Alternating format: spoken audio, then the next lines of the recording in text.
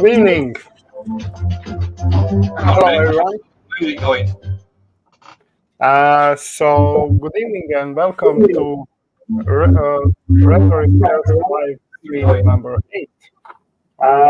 Good evening and welcome to Rhetoric Test Live stream number 8.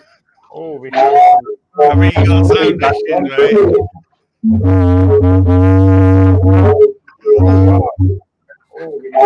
Just hit us one by one then.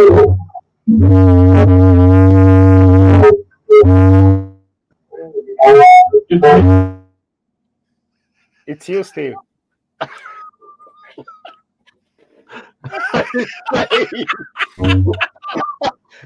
You need to laugh, sorry, mate.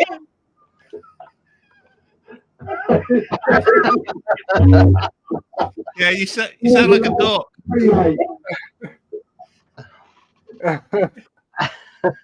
Oh, wow.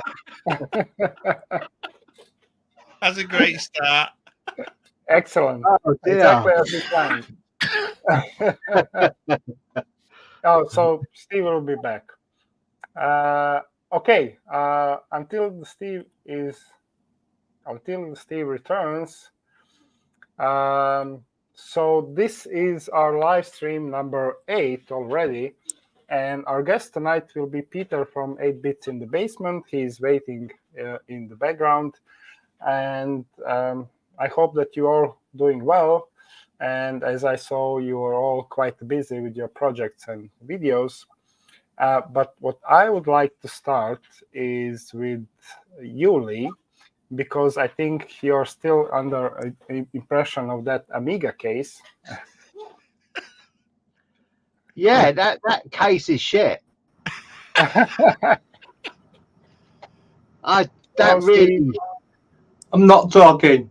That's better. You can talk now. No, I've had a lot of trouble with that case. Yeah, I saw that. For the money, I mean, you got to remember these things are retailing for, once you've bought the power supply as well, £350. Wow. That's too much. That's a serious amount of money, and you expect a serious piece of hardware. And unfortunately, it's not. Well, yeah. You saw in the video, it's plagued with minor and major problems. I mean, if you're paying that kind of money, you're paying premium money. You want a premium product, don't you? You know. Yeah, exactly. The amount of stuff that I watch on your video, what you're having to workarounds and stuff like that for it, and it's like, well, that shouldn't have been an issue, really. All that should have been done in the development of the case, to be fair, especially if you're charging that kind of money. Yeah, it should be plug and play, shouldn't it? Almost, Yep.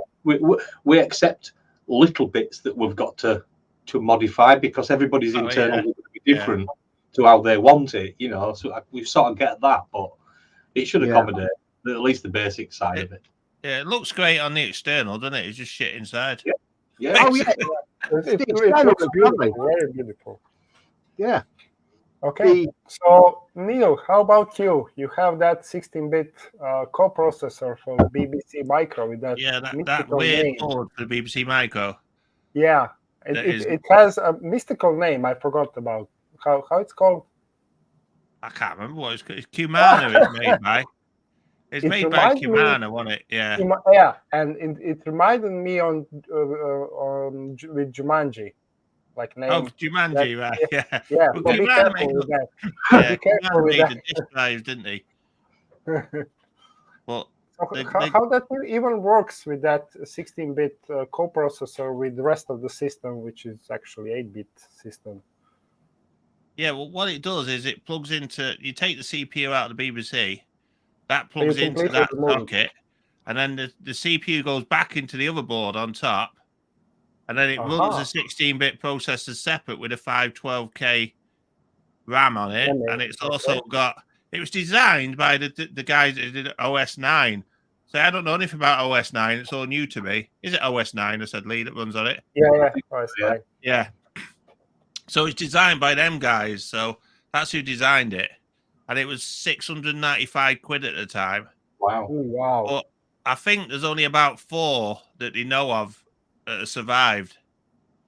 Nice. I don't know whether he sold that many, and some people are saying they haven't got the disc, and I've got the original set of discs here as well, with all the utility and everything. Nice. Back them up. All of that, mate.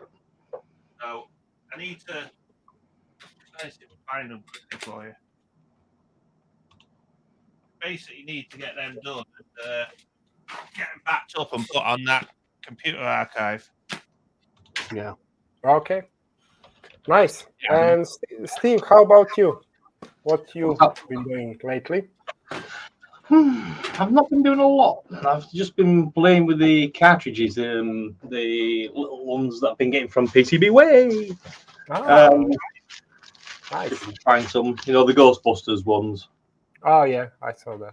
I've been doing the Karate Kid ones, and I've got some Impossible Mission ones that I'm on with. I've got some other stuff coming, so hopefully that'll get dispatched this week.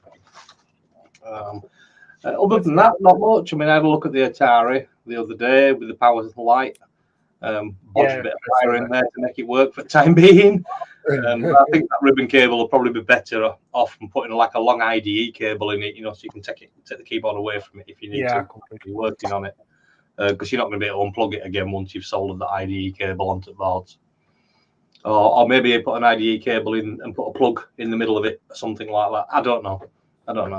But I'll address that when I decide to restore it, because it did look rather dirty inside there. Yeah, but it's a really nice machine. I like that machine. I really like that. 8-bit Ataris are great. Yeah. Myself, I've been working on basic programming again. I still cannot move from that. And that's about it. I have been purchasing some Pong machines, if you want to see. So this is one of them. Oh yeah. Yeah, it's nice. really cheap one. This is actually this was my first game console when I was young. Not this exactly the one, but like this one. So yeah. So I bought. Yeah, I think it one more time. I think Pong was probably one of the first things I ever played as a kid when it first came out for us on telly. Yeah, I think we were only that, and I think it had tennis. So you had a couple of versions of that. Ball, and then you had tennis, and then doubles with tennis, and that were about. I think really there wasn't much more on it. But yeah, good stuff. Have you got a little joystick with the pot on top? Oh yeah. It's hidden in this battery compartment. Oh, nice. Yeah, they do. Yeah, let me show you. Oh, that's it. That's the one. Look at that. It's just a potentiometer, isn't it? Yeah. It's really, really cheap system. It's really cheap. It's so awful. I really like it. It's so bad. It feels a lot heavier when you've got batteries in it. Oh yeah, definitely. Batteries. You need batteries for stability. First of all. Have you had it working there? Yeah, sorry. Did you get it working? Yes. It works real nice. It uses exactly the same chip that I've used in my DIY Pong machines when I build them. Yeah. And also I have another beauty. It's a German machine. Oh, that's nice. I like that. Yeah, this is Multispiel 4014. So this is the most powerful Pong machine ever made, as far as I can tell. It's in color. It has colors, and it has 14 games, including motorcycle games and stuff like that. And if they'd have spent that little bit more money and made them joysticks return to center.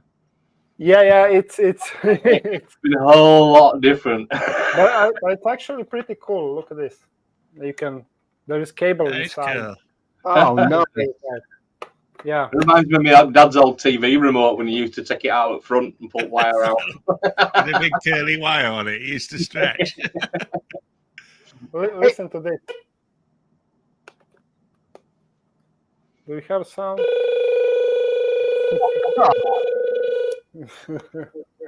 Is that motorbike one the one that you had to jump over the buses? No, there are some blocks or something like that. There are no buses. This is still Pong machine, so there are only lines and stuff and dots. Yeah, but it's really nice machine. Nice. Okay, so we have Peter waiting in the background, so I would like to welcome Peter. Hi, Peter. How How you doing, everyone? Good, good. How are you? I'm good. That's I'm nice. keeping well. So Peter is once again with us in our live stream, but just for you to know, Peter is always with us, just on the other platforms. Omnipresent. Yes.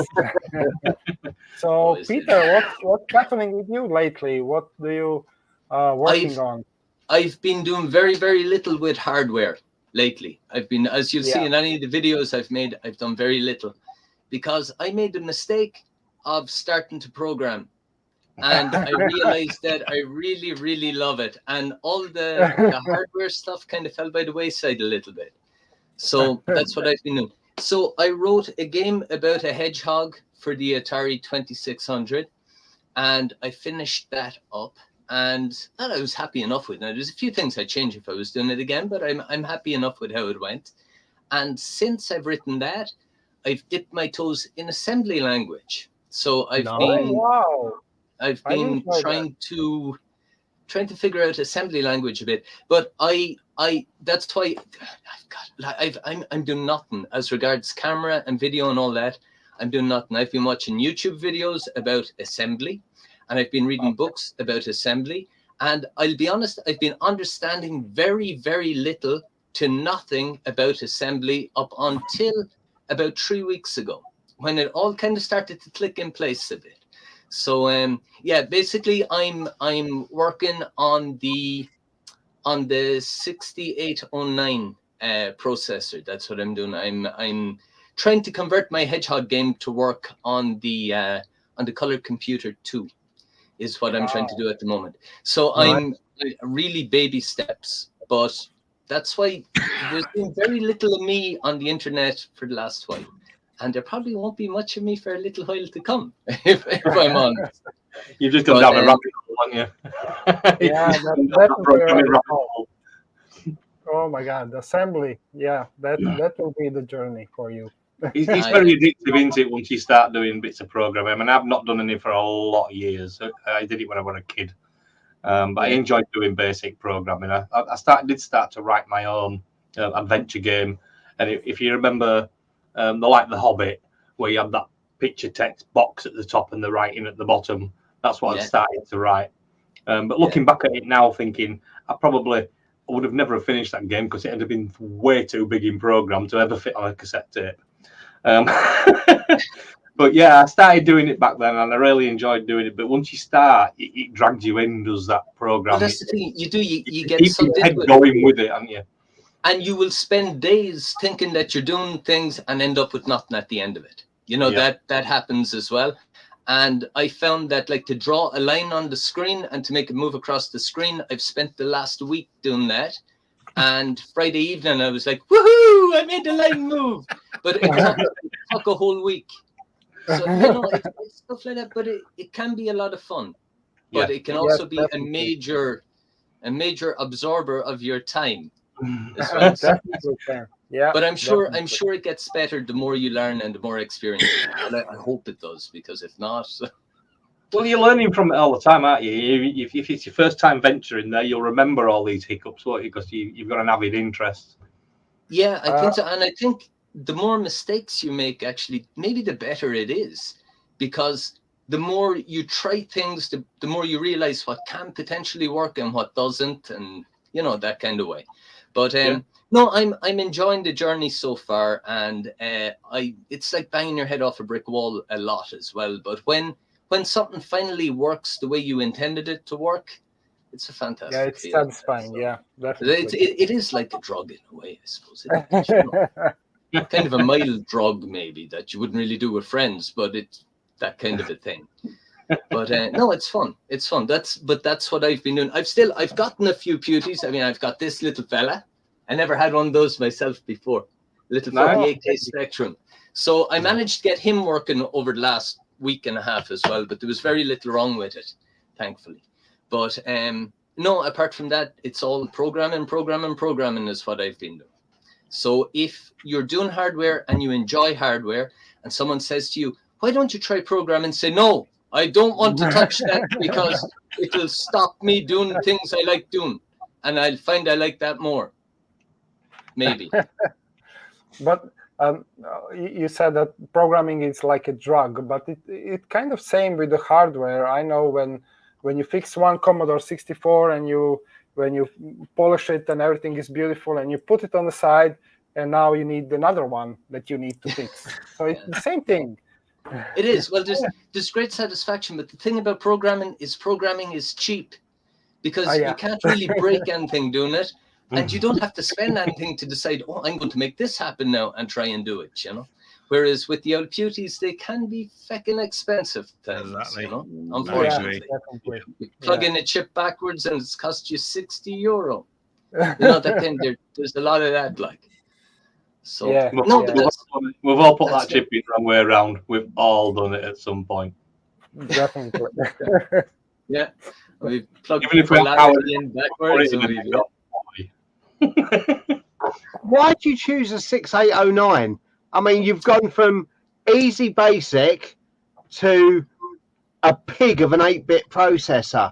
Why not a 6502 or a Z80? The 6809 is actually a very powerful processor. Yes, 16-bit. It is. It's 8-bit and it's 16-bit at the same time, allegedly. But it is the 6309 is more powerful again. But the 6809, I heard, was supposed to be one of the best to actually learn on, because it is very powerful as regards addressing and all that kind of thing. Yeah. You can do an awful lot with it without having to go into self-modifying code and all that kind of stuff, apparently. Now, I could pretend I know what I'm talking about, but I don't. But that is what I heard. And I also heard that back in the early 80s to the mid 80s, when they were teaching assembly programming to people in college and whatnot, the 6809 was the processor of choice that was being used in the Americas anyway. Now, that's what I've been led to believe. And the other reason for it was, I said I fool around with the Coco 2 a little bit as well, as I have one. I kind of like the system, you know. So if I can manage to do anything with that, I don't know, you see, I don't want to look too far down the road, because it's very easy to say, well, when I figure out this, then I'm going to go do the Z80 and but the thing is, you're kind of biting off a lot, and it's only when you're chewing it that you realize perhaps you've bitten off a little more than you can chew, you know? Because what I'm doing now with assembly, it really is basic stuff. But I know down the road, if I want to, you know, put all that lot together, like to make a line move is complicated. And then if you want to use a joystick, okay, I've done 2 separate programs that work, but then to try and combine the 2 together, I don't know where that's going to lead, because I would imagine that that's full of pitfalls as well. And it's just from what I heard about the 6809, it's not an easy processor, but it's a powerful processor, so you can actually get away with sloppy programming a bit more than you could with some of the other processors. That's what I've been led to believe. Now, is that true? I don't know. I don't know for sure. But that's my reasoning at the moment, at least. So that's why I'm working with that. The 6502 would be a nice one to work with too, because if you manage that, there's an awful lot of systems that use it. You've got your VIC-20, you've got your Commodore 64, you've got your Atari, you've got all kinds of systems that use the variants of that chip. But the Z80 equally, it'd be a fantastic little one to be able to get into with your Spectrums and your Amstrads, which are fantastic. I love Amstrads. And I saw Lady Great there as well, and she did a fantastic video too on Everyone's a Wally, which I never knew how to play up until I watched that. So I want to say thanks to 8-bit I Rick watched for that. I watched that as well. Like everyone's a wally the other day. Yeah. I know. I remember it because I played it on the C64. Yeah, me too. When I was younger, a friend of mine had it, and there was the song on the other side of the tape as well. I remember that was a kind of thing. But but I'm getting away from the point there. But what I'd like to do is dabble with the 6809 code and maybe make some kind of a little game like I don't know, something simple. Just to cut me teeth some way, because I found to sit down and learn code, you really need to set yourself a little bit of a goal to be working towards. Yeah. I'd like to be able to do this thing and break it into chunks and do it, rather than just, I'm going to write a program to put a word on the screen. It's nice to work towards a goal and to have something tangible at the end of it, Yeah. So that's kind of what I've been trying to do anyway. But but now I'm after losing my thread of thought. But there you go anyway. That's what I'm doing. That's right. That's a really interesting journey that you have ahead of yourself. Wow. Yeah. Cool. Glutton for punishment. Yeah. But how do you do with the for the hardware part when you program that Hedgehog game for the Atari? So you create a cartridge, and then when you do some modification in the game, then you need to reprogram that cartridge, or you create a new one, or how do you go with that? No, I was I was using Atari Basic so it's like a basic like language that converts or compiles to assembly code, more or less, or to machine language. And it's a cross compiler, so it can be used under Windows or Linux or whatever. So what I was doing was I was writing my Atari basic like code. I compiled it, and then what I was given was like a ROM file that you would use in an emulator. So I was testing and I was playing around and making changes and all the rest using an Atari emulator. And you can very simply write a bit of code, compile it in a matter of seconds, and get it to launch in the Atari emulator and see if it works or not. And if you're not satisfied, just go back into the code list and you have, change a few things, recompile it and run it again. And once you have a version that you're satisfied with, then what you can do is you can take that compiled ROM code and you can go through the motions of programming it onto a chip and putting it into your real hardware if you so wish. And that can always, so you don't ever actually have to deal with any real hardware or programmers or any of that kind of stuff. Until you're completely That's the beauty of this stuff nowadays anyway, because I am sure otherwise, like back in the day, I imagine an awful lot of the time would be taken up once you had compiled your code, whether you knew it was working or not, that you'd be programming a chip and putting it into your Atari and trying to see, oh no, that doesn't work. And now I need to look at my source code and go through another 15 or 20 minutes of seeing what's wrong. And oh no, he's moving right when I push left. And all this kind of stuff. So really, it's great that we live in the times we live in now for doing that kind of thing, because with what I was doing with the little Bob game that I was writing there, you could write it and you could go through 10 or 15 different versions of it in an evening. You could change different aspects in no time at all. And when you're satisfied with it, when people have played it enough to know that there's no bugs or whatnot, and I want to thank you for that too, Joseph, because you gave that a good old playthrough. And once you're satisfied that it's kind of working the way it should, then you can take your time throwing it onto a cartridge and using it that kind of way. If you want to. I mean, that's where we are now. And that's what I'm doing with even though I've got a Coco 2 and all the rest, again, an awful lot of time it'd be taken putting what you have compiled onto a floppy disk and putting it into your Coco and seeing, does that work? Or onto a cassette is even worse again, and see, will that load up? And if it does, oh no, this is wrong. And with emulators and all that kind of thing nowadays, it's the only way to go. And once you're satisfied with what you have, it's very easy to port it over to work on real hardware. So that's basically, well, that's how I did what I was doing with the Atari 2600. I don't think anybody else. Definitely today is much easier to develop a game simply because of this all modern equipment that we have. Yeah, and just that reminds me for that microassembler that Steve has, the cartridge that was used for Commodore 64. So lots of times before they use, and we have tools and software tools, for those machines, so that we can create sprites that we can program on those machines. There was no other way to do it besides working on those same machines, developing the game or so, whatever you would want to do.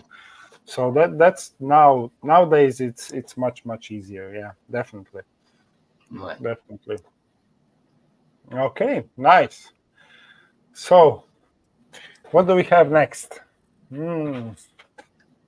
What shall we do? Neil? Neil, what you got next?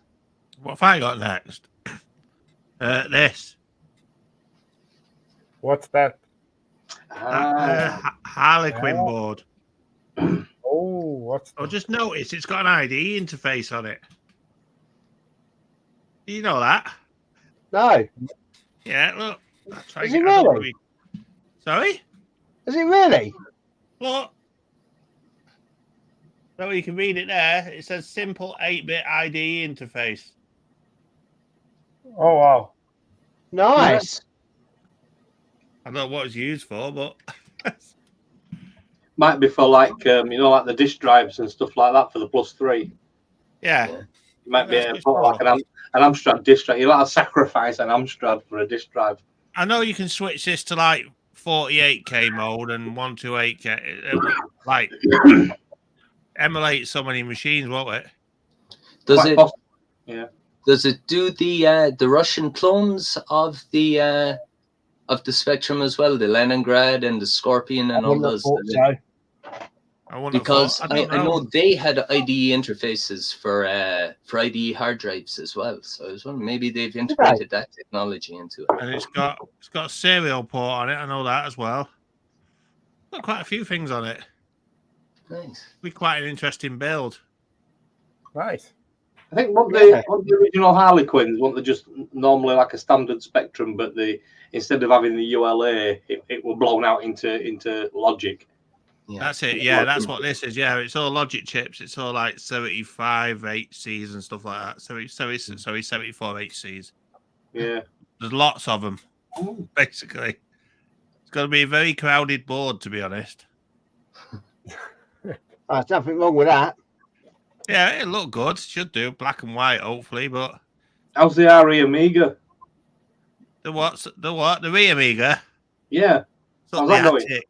It's up the attic. Bailed out, haven't you? You've bailed out of it. I bought that new board. I will get onto it, like I say, but... You thought, stop it, I'm going to do this Harlequin because it's easier. Exactly, yeah. I'm going to do the Harlequin first. I wanted the Spectrum, to be honest. I do want. So is that a 128? I haven't got one. All I've got is this. The ZX81. That's nearly a Spectrum. Great machine. Yeah, it's a nice little machine, like I say, but I want like more power. More power. What do you need more power for? I want more than 1K. I mean, their expansion. Build expansion. Is that a 128 then? The Harlequin you got there? Yeah, the Harlequin's a 128 as well. Yeah, but you can boot it in different modes. You can boot it like in the Spectrum 32K, whatever it was as well, the little one, and it fits inside the case he just showed me before, the rubber key one. Yeah. So it'll fit inside that case directly in and connect up. Bloody hell. Good. Well, you can still get them. Yeah, I've been looking for one, like I say, but I prefer the case behind Steve's there, the ZX Spectrum Plus case. Yeah. Yeah, I've been looking for one of them, but I can't get one of them at the moment, so I see. You know what it's like trying to get hold of retro stuff. Yeah, the only downside with that Plus is that if you buy a Plus or get hold of a Plus, you're gonna have to get a member in for it. Yeah. You know, if you go in for 48K rubber keys, you've got membranes in them as well. You know, but they're less likely. I've also got these to build up. A Zaxxon tape drive emulator thing. Comes off Arduino. Nice. And because I needed a tape drive for that. And there you go. There's my keyboard. Look. A little Diddy keyboard. Nice. So I've got a few things in the works, but I haven't got enough time. Unfortunately, work gets in my way. They want me to go to work every day. Otherwise, I'd just be here playing around in my shed all the while. But I have the tendency at the moment of starting something and then starting something else, and I've got sort of like jobs all around me. So I guess everybody's the same. I don't know if you're the same way. Yeah. Try not to fall into that trap. You're best off just do the one that you've got, finish it, and move on to the next. And it's all well and good. We've all said it in his heads, and we still don't do it. When I've got a quick video, I've got my disk drive down here that you said the chips were all good.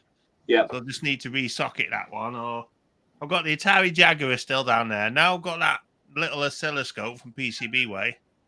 Hopefully I can find the video signal. I was watching a video on how to use it before, but I fell asleep. And I woke up halfway through it. As you do on the couch. Yeah, you can do when them YouTube videos get rolling on. It's just like... Yeah, that's what it was, yeah. So I sort of know what I'm doing now. But it hasn't got a ground clamp on it like that one, Lee. No. Just straight probe, is that right? Yeah. All right, okay then. Red to red, black to black, and blue to bits. It's just a tiny little thing. Don't worry. Let's see if I find it. That one it is. Oh, I've got an earlier one. You should. I've got a probe next to me. Yeah. You should have. It's minute. Look. No, there should be a ground clamp. No, there isn't. On the probe. No. That's really tiny. It's a crocodile clip. That's your ground. Oh, wait a minute. Found them. They weren't connected. That might give you a bit of a dodgy reading. Will it? Yeah, not many. A little bit dodgy. That's what I thought was strange. So just click them on like that. That's it. Yeah. There you go, see? Well, I got two probes and it's got digital and analog. Which one do we use? Sorry? It's got digital on one side and analog on the other. Hey. That side and that side. Well, most of the stuff you'd be doing will be analog anyway. Yeah, it'll be analog. If you're using digital, that's not exactly a probe. It's just. Oh, I haven't used it. Like I say, I just said it's got it.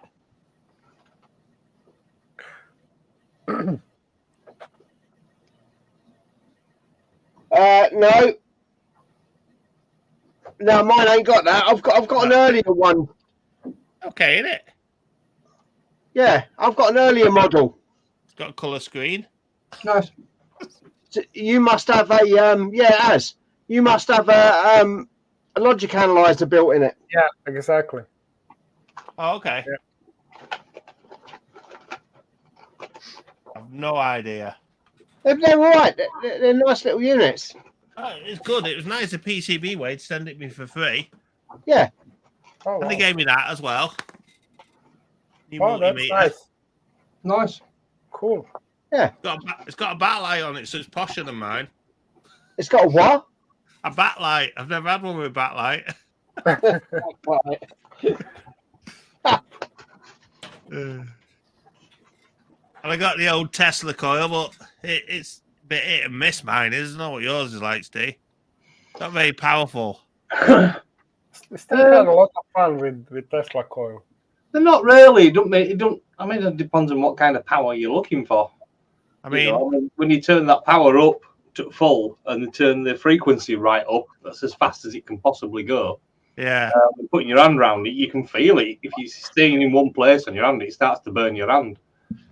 It does actually. Yeah, it does actually say when you go to the website, if you haven't got this barcode, it's a copy, and they haven't got the barcode on them. So it must be a copy. Exactly, but who knows? Who knows? Yeah.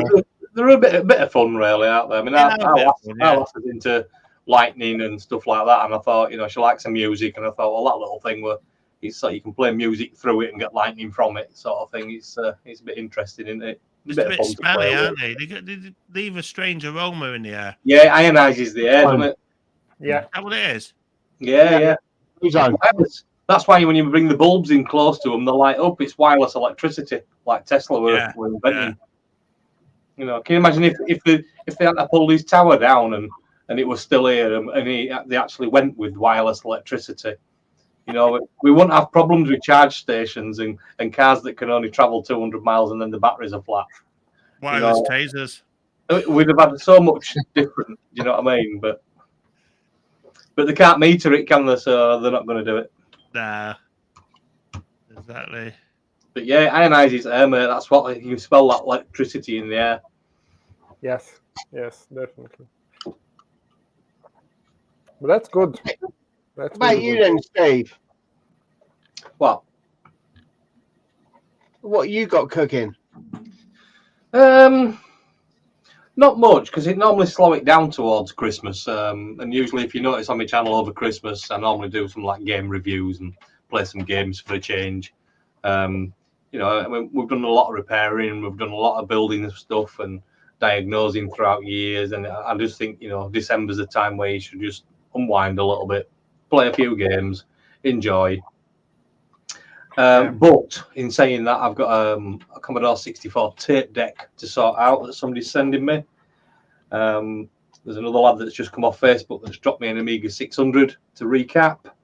I've got another one coming from Colorado Springs, an A1200 to have a look at.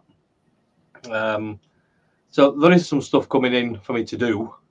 Also, I've got PCB Ways delivery coming soon, hopefully, fingers crossed. So there should be some good stuff for like MSX cartridges. What else is in there? 1581 disk drive, the enhanced board. So that'll be interesting to take a look at. If you look on my channel about a year ago, I was building one.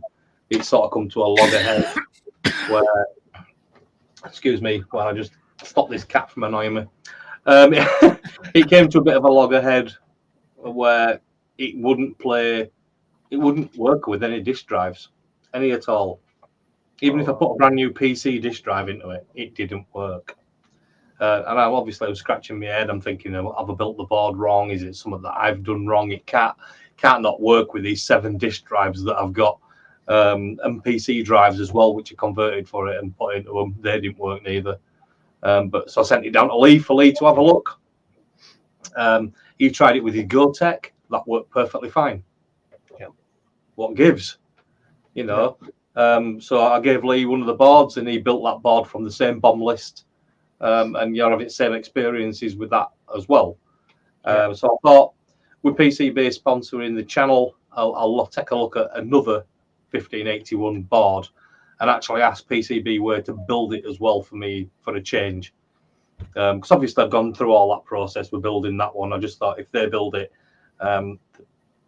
it'd be nice to show off what they do as well. They do some good stuff over there, sending us the PCBs. I've never looked at their building process, so when that board comes, it'll be nice to be able to see what they've done and give that a try as well. So I'm hoping, fingers crossed, that when we bang that board in, that'll be a resolution to that 1581 build. I do have the shared project that's running on PCBWay for that original board. Excuse me, I can't actually remember what the board type was called. Were it Alpine or something like that, or Alps or something like that, Lee? What do they call that board? It was what, sorry? Alpha Labs. Alpha Labs. I did contact him, Alpha Labs, as well about it. And he's saying no, it's got to be disk drive. It's got to be this. He if a Gotek's working in it, then it shows it's working perfectly okay. And I asked him, can I send it board, to take a look over and see if I've got silly mistakes and all like that. He went, you can, but there's no point. If he's reading a Gotek, it's working. And that was the only sort of help I got through from that, which wasn't really a help, to be fair. He doesn't. He won't look at it if you send it. Will he? Just send it back. Well, Exactly. if he's working with the Gotek, it's working, isn't it? But it's not. Clearly, it's not. So I'll be putting if that works in here. If I plug one of those drives in and it all works, then I'll be shutting that shared project down and just pointing people to the enhanced board. Because it's got to be a far better thing. So yeah, that's what I've got coming, along with some more cartridges, along with some more anti-static stuff for the 64. The little boards that you can put down over the controller joints for your joystick. Oh yeah, I've used some of them. They're good. Yeah, I've got some of them to build, and I've got the ones that they go into the CIAs as well. So I've got a couple of them to do and build up as well. So there's some good stuff coming. Some good stuff. nice. Really nice. Cool. What else? Lee, your Amiga case is gone, or it's still with you? Yeah, that's going to be a little while fixing that. It's not so much the case. It's now it's going to be the Pi Storm. Oh wow. So I think what's happening is I need to. I had this idea where I can reuse some 64 gig or 128 gig SSD drives and put them in the front and use like a hot swap caddy. Anyway, that didn't work at all. The Pi just absolutely shat itself. So I'm going to have to just rip it out and put in something where I can access the Raspberry Pi's memory card from the front. Could you not do it with CF cards, Lee? You can get, yeah. Could you put CF caddies in there instead and put CF cards in and out of it? Well, if I was going to do that, I might as well use USB thumb drives. Well, fair enough, yeah. Yeah, well, just an idea, that were all. You can get those like SD extenders, can't you? Use the 3D printers. Yeah, you can plug it in. It's got a ribbon on it. Yeah, I've got one next to me. If I think, there we go. I use one in my what's his name 3D printer that I built. Did it work all right? Yeah, it worked fine. Yeah. Because it fetches a port basically where you want it, doesn't it? It's got like a flat white ribbon on it, as far as I remember. Yeah, it's just like expanded. Yeah, they work well, Lee. Yeah. Yeah, they work fine. Yeah, I'll knock up a design for a 3.5-inch drive bay, and I'll put a couple of USB ports in it, and this in it, and that'll be all right. And hopefully then I can never look at that fucking piece of shit case again. That's just done my head right. Honestly, it really, really wound me up. And when you're building a computer, it should not wind you up like that. Sure. It was definitely terrible. You expect a couple of hiccups with things and a couple of little problems here and there down the line when you're building them, but not to the amount of stuff that you've gone through with that. Yeah, it was just no end of shit. What I will be doing though is today mechanical keyboard for an MSX. Oh, that's posh.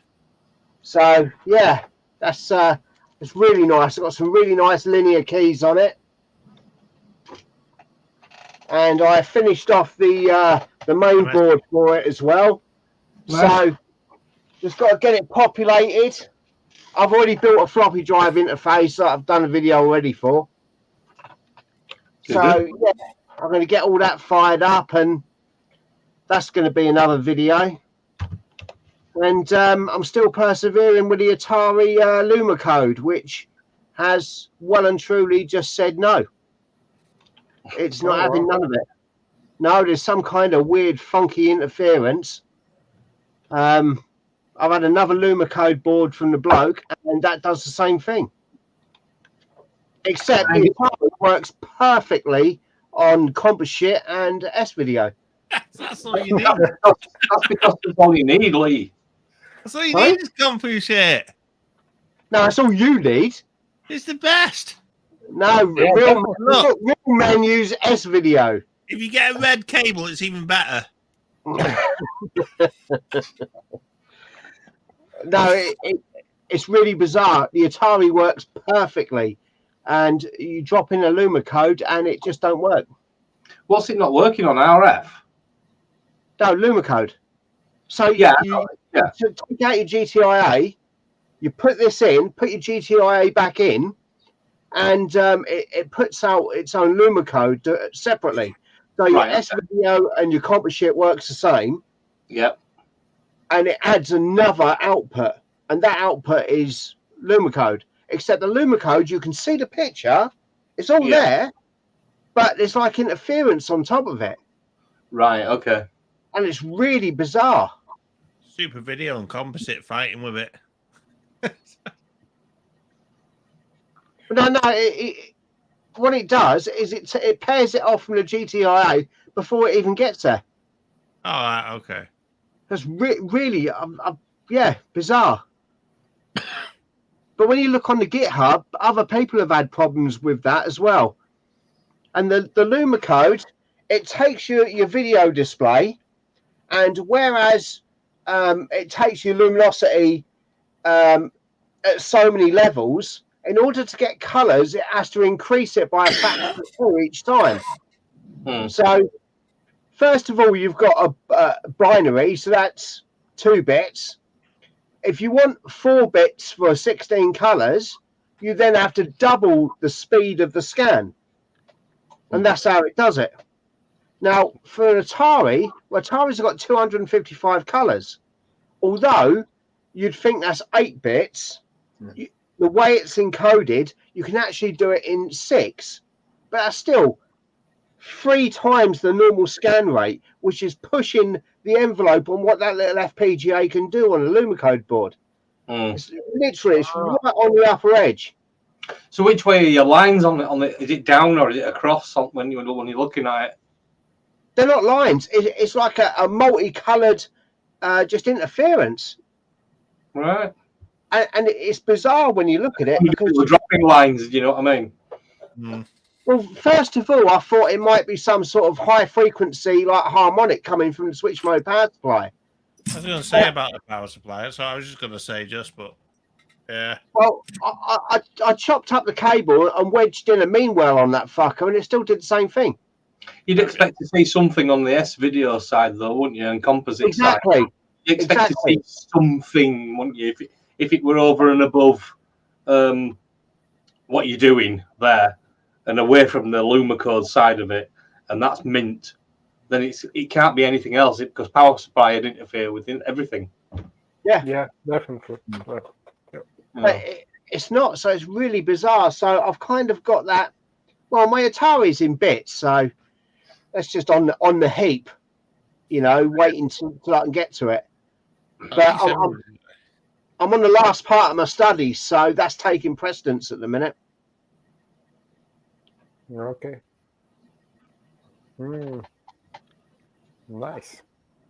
All these problems you're running into, mate, I think you should step down a level a little bit and go back to Amstrad's for a change.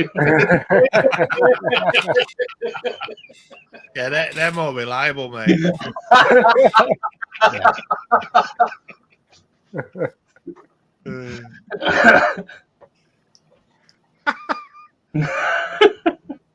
Never going to live that down, eh? The only time I'll end up with an Amstrad is if someone gives me a 6128. Okay. Because I ain't going to fucking buy one, I'll tell you that much. I won't mind a 6128, actually. I won't mind one. Only because you can get music with games. Yes, I think I read that somewhere. A lot of 464 games didn't have the music. Nope. Whereas the 6128 versions did. Yep. Huh, so why is that? I'm not familiar with that. Just memory in it for the size of the game. I would imagine they can't fit the music in.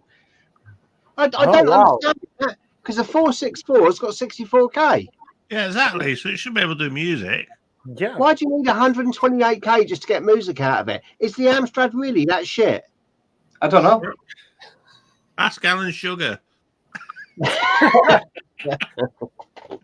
Rachel tell you. 8-bit Rach, she's in chat. She'll tell you what it is. How if she Alan Sugar allowed to have games without the music? Because he was also in the music industry as well before the computers. Yeah, I mean, I've got two hi-fis and stuff, right? I've got two big boxes of original Amstrad games. I've probably got about 40 in each box. There's only 2 games. I can't remember what they is. One of them's Tintin on the Moon, I think, and I can't remember what the other one was. But the other one, I gave it to an Amstrad lad, and he said that he was struggling to load them. They always struggle to load. Every time he gets it, it's just one of those games where it's just been a pain in the ass to load. And he managed to get it loaded up on a 464. And you were playing it around, and then he says, right, I'm going to try it on my other one now and see if it'll work on that one, because he struggled for a long time to get a working copy. So he tried it on the 6128, and he went, oh wow, it's got music. Well, of course, you've got the extra memory, haven't you? So a lot of games on the Amstrad have extra music in when they've got the extra memory to be able to play it. Wow. So there you go. That means that the actual game contains music, just the original 464 didn't manage to load it, or what the fuck going on there? It's mad, isn't it? But that's the way it is. It's really crazy. Peter, do you know you love an Amstrad, didn't you? Who? Peter. Yeah.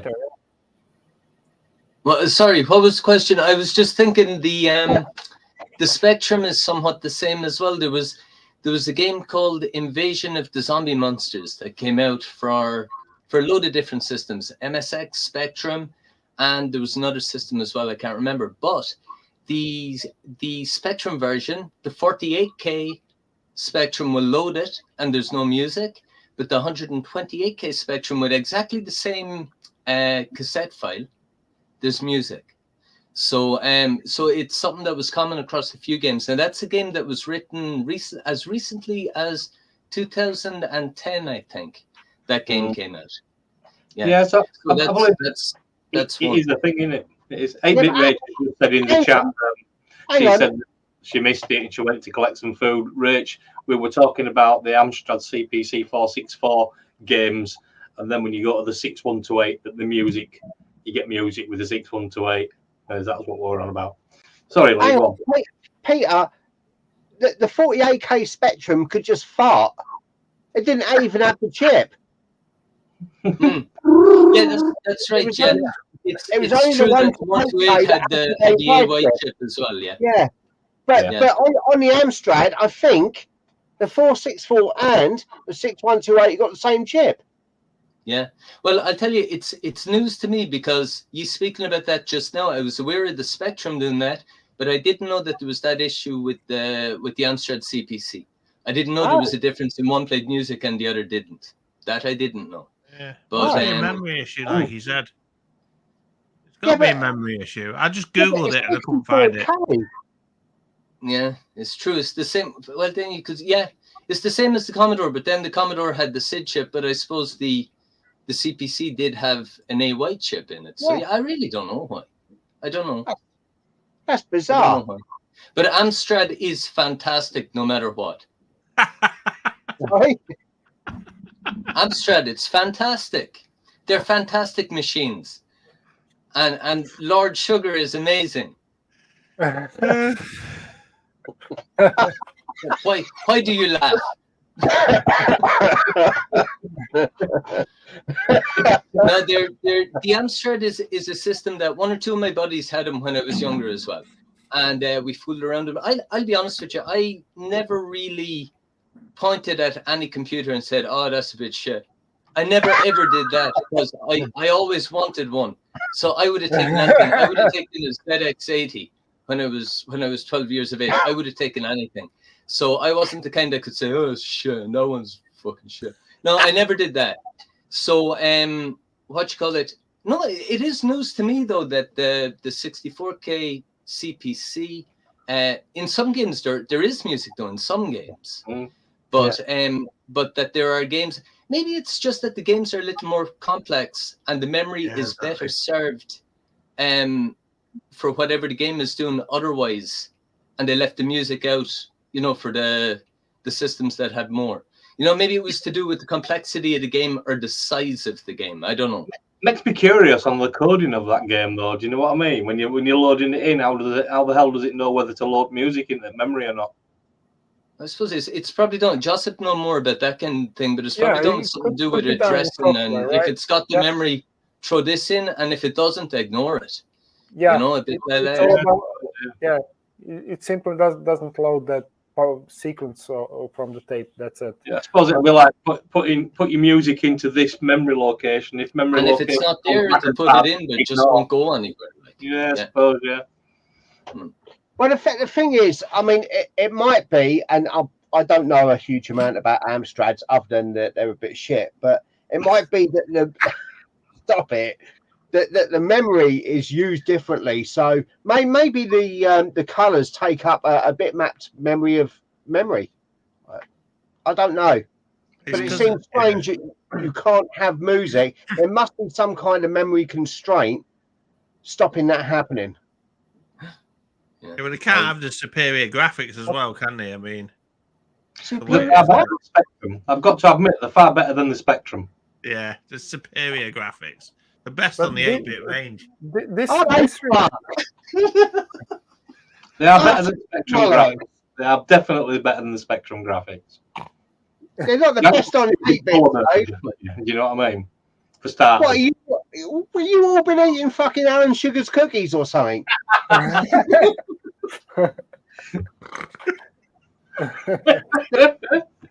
best graphics on the 8-bits were for a computer on the Atari, and that was one of the earliest ones. You can't deny Amstrad anymore. We've got a clip that says where you said they're good machines. Yeah, we have. I know you have. I lied. Yeah, whatever. Whatever. Oh, we had the best graphics. What did? And a lot more colours. Much better. What did? The Atari.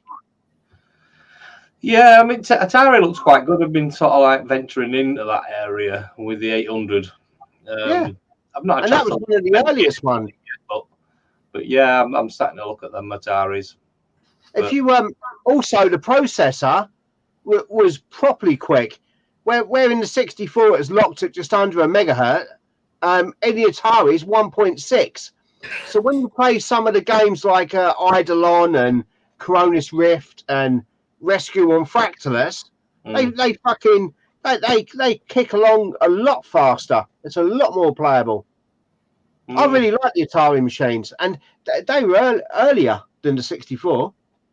Yeah, well, I picked up the XL, didn't I, and the XE, the 65 XE, and I was like, what shall I do with them? And I just thought, well, you know, maybe I should venture into that line and just sort of see if I can get a cartridge that'll take SD cards or something like that for them.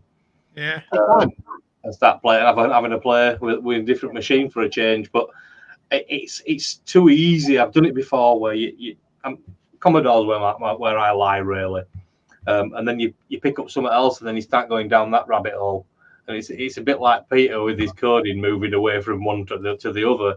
You end up on a tangent, and then when you go out car booting, you're looking for Commodore, you're looking for Atari, you're looking for Spectrum, you're looking for this, and all of a sudden you're collecting for all these different systems, and your wallet can't handle it. My wallet can't handle for this. Yeah. So I struggle sort of moving away from Commodore now, because I did sell a lot of Xboxes and anything that wasn't Commodore related. I just got rid of it all at one time because I was going down all them rabbit holes all the time, and I just thought I'll stick to one niche. But it creeps into you. I mean, I've got an Amstrad now. I've got Spectrums again. You know, I've got BBC. I've got an MSX, and it's like, why? You're buying your machines back. Kind of, not so much, but I mean, the storage hall did a lot for me. Really, it gave me a lot of systems back. And it was like, damn you. I don't know. Yeah, I might get rid of everything again. I might have another sweep out and get rid of everything non-Commodore. I'm trying to buy ZX81, but most of them are in UK, located in UK. Yep. And they are quite pricey, and postage and then taxes and everything. It's too much. How much are they? Depends on the condition, but it can go over the €100. If it's euros. Yeah. If it's okay, Crazy. condition, working, everything is up and running, and with power supply, it can go over €100 just for the machine without postage and everything else. That's it. Yeah, I mean, I've got one that's been sort of like, I picked it up cheap. It needs the composite doing to it, but it's got a new keyboard in it, new keyboard membrane and stuff like that, and it has been looked after. All sockets have been deoxided and stuff like that, and I've just got it that way. And if I were going to sell that just as an X80 on its own, I would be expecting probably about 80 quid for it. Yeah, there you go. Crazy. Yeah. So why don't you build one? Sorry? Hey? Why don't you make one? Yeah, make one. Maybe I could do that. I never actually created myself anything. You mean like a kit? A new board? I could, but again, I was looking for that kind of single board computers and kits and stuff like that, and most of it's all again in UK. What I wanted, and then again they are a bit pricey, and I don't know. Oh, I have a word with that guy I know. See if he's got any more. If he's got one, I get one for you. Oh yeah, that would be awesome. Thank you. But he gave me two, but he wanted one back. He said I can keep one if we repair both of them. That's what he's done with the BBCs. He said I can have a BBC if I just repair him one. I went, that's fair enough. I really like making computers. It's a really nice thing to do. Must be, yeah. I'm looking forward to doing my Spectrum. Yeah. And then after that, the Amiga, which I'm not looking forward to. There's just lots of things on it, isn't there, on the RE Amiga? There's just lots and lots of that little tiny resistors and tiny capacitors and stuff. I mean, my heat plate will be getting used a lot. With my expertise, I could do ZX81, but Amiga, no way. No way in hell. I'll be able to do it because I used to do Mac boards at work, so we used to do SMCs, reballing them and stuff. So this is nothing compared to them. So, oh wow! Yeah. I'm not up to that level. But it's a full board in it, which is a lot of work. Yeah. I've done quite a lot of builds, but I looked at the RE Amigas and I thought that's a lot of work. It will be when it's in work. You know, if you sit down and you can spend a few hours building it, you know, and then it springs it to life, great stuff. But for RE Amiga, if you sit there down and spend hours and days and weeks building it, and then it doesn't. Yeah, but mine will work. I guarantee it will work. Yeah, I like that way you flick that switch and it just works. That never works with retro stuff. Say that, with BBC when that worked, I was so happy. Because the other two don't work. You didn't get two of them OS 9 boards then inside them, just the one. Yeah, the other two have got problems. But at least the power supplies are fixed now. But those power supplies, you know, with these exploding reefer caps. Yeah. I mean, they're not that easy as well to take apart. They're a bit of a... They're a pain to get the boards out of them. It's getting the connectors out, you know, like the power switch and stuff. They're a bit of a pain, aren't they? You need to devise a tool for getting them out. Get something you designed. end up bending it back outwards so you can get the board out, or you end up spending all that time trying to get everything out of the side. And then trying to get the spade connectors off because they're the most tightest things ever. Well, I've done 3 of them anyway this week, so cool. They're all working apart from 2 BBCs don't work, but the power on them. They've got the voltage there now, which is good. They're not smoking now, which is good. That was a bonus. Yeah. The thing is, when you've got an 8-bit machine, it's within anyone's realm just to fix it.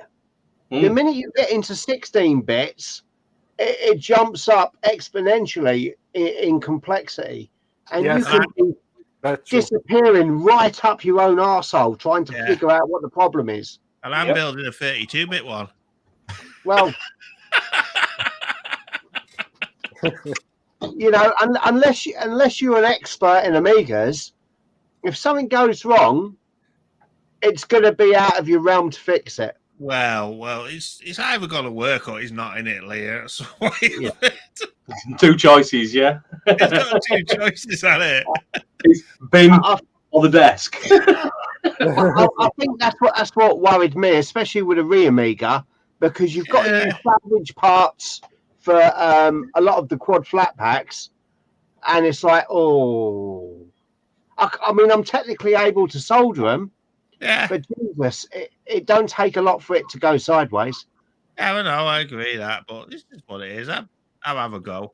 Oh yeah. I wish you the best of luck with it. I get lots of videos out of it.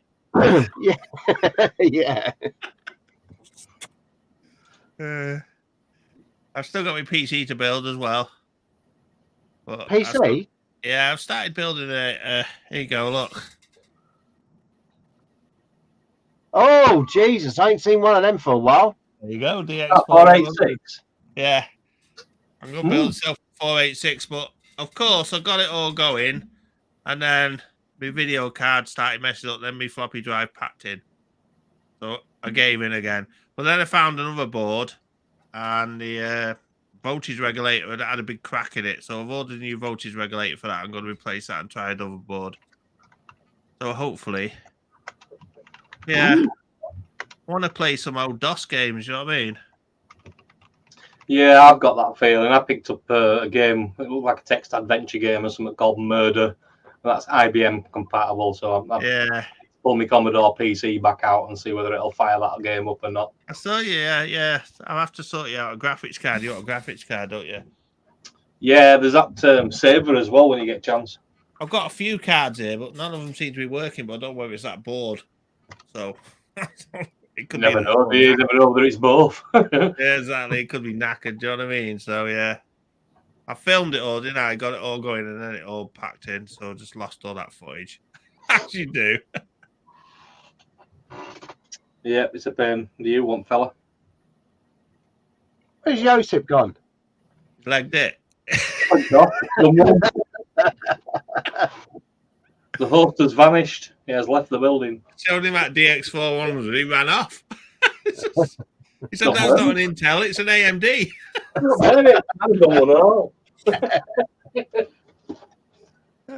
I've been quite. I mean, going back to the fitness of the Amstrads, I've been quite impressed with the MSX. Yeah, even though it's technically not a good machine. I've never played with one, to be honest. I've never even touched one or taken one on. I've really found it quite endearing. If this Spectrum build goes right and it works, I might try and build one. Yeah. So I quite like building these clones on computers. Yeah, it's a good thing to do. Yeah. Especially when they've got mechanical keyboards. I do like a mechanical keyboard. Yeah, that's sweet, that is. Because there's very few 8-bit machines with decent keyboards. I think the best one belongs to the BBC. I was going to say the BBC one is mint. I love it. Yeah, but yeah, the Electron was good as well. Yeah, it was. Really got definitely. it right with the keyboard. Yeah. The Dragon, which is fairly similar to the Coco 2, fuck me, that's diabolical. I mean, you know where you type clode or clode on to load from tape, right? Mhm. If you type too quick, it fucking misses a letter off. Yeah. But maybe that's not to do with the keyboard at all. That may be to do with how it reads the matrix, you know? More That might likely, necessarily be, yeah. That might necessarily be that. But it's true about Acorn stuff. They had some fantastic keyboards. The Electron is the only one I can comment on because I never used the BBC Micro. But the Acorn Electron keyboard was fantastic for the type of computer it was. Really was. Yeah. The BBC keyboards are really good. They're really, really good. Like I said, they were built like tanks, proper mechanical things. Yeah. No, they put money into their design. But the some of the MSXs as well had fantastic keyboards, but that's because different companies making different types of the same computer. They were all across the board, you know. On the same MSX. with all systems, isn't it? The Commodore 64 did the same. There's completely different boards. That's right, yeah. They do. Most of the time you pull the caps off and there's a spring there, and sometimes you pull a cap off and there isn't a spring there, you know. Yeah. You flip the board up, instead of the wires coming out of the one side, it comes out of the top side, and you know, different feels to the keyboard as well. You know. Yeah, there was different revisions and different manufacturers as well, like they did for the disk drives as well. They had some of them were Alps and others were Neutronics. Mitchini or something. I can't remember. Yeah, for the C6. Same with Ataris, though, the keyboards of the 800 XL.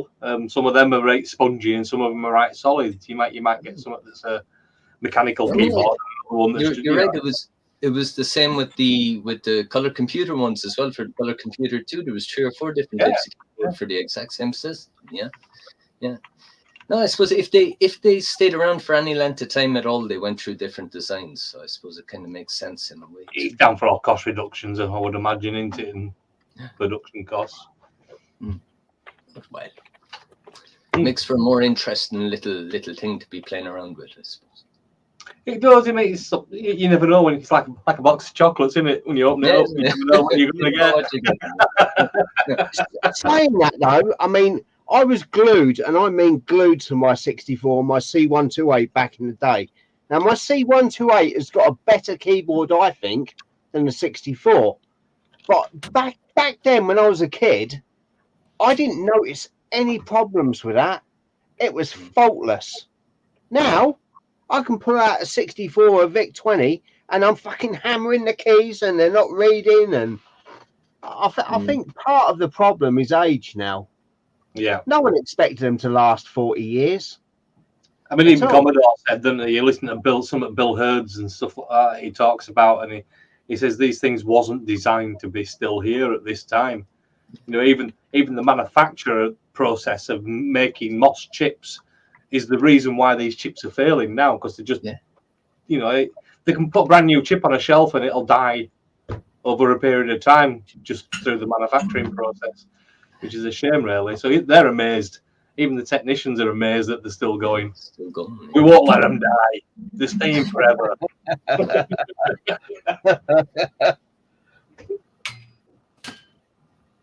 Oh, Steve keeps disappearing into the background. I've got a cat that keeps coming in and out of the room. I like to keep doors shut because otherwise it sounds echoey over the sound. Like Predator. That's it.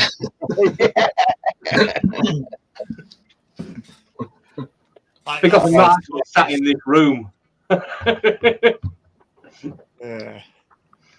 On a different note, not retro related, has anyone here had a go on Windows 11 yet? What? I installed it and then thought it looks like Windows 8 because they've gone back to like a bit like a Mac where you've got one central bar across the bottom. It really felt Mac-ish. And then everything had disappeared, so you had to use apps, which made it feel like Windows 8. And everybody hated Windows 8 because everything were apps. Yeah.